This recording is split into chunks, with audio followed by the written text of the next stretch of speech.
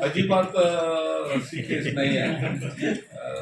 कारण आता मंत्री जिल्हे 36 आहे आणि मंत्री आता जास्त आहे, परंतु वरिष्ठ नेते बसून हा निर्णय घेणार आहेत आणि जी जबाबदारी ज्यांना देईल तो या ठिकाणी अतिशय प्रामाणिकपणे पार पाडण्याची इच्छा आहे.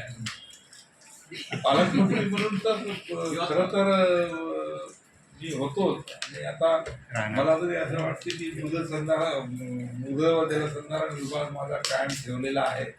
तर जे होतं ते कायमच तुमची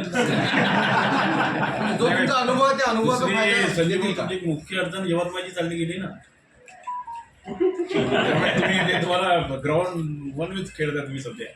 वरिष्ठ नेते त्याचा निर्णय लवकरच घेणार. आपले नेते लोकशाही मराठी ऐका, पहा, जागरूक रहा.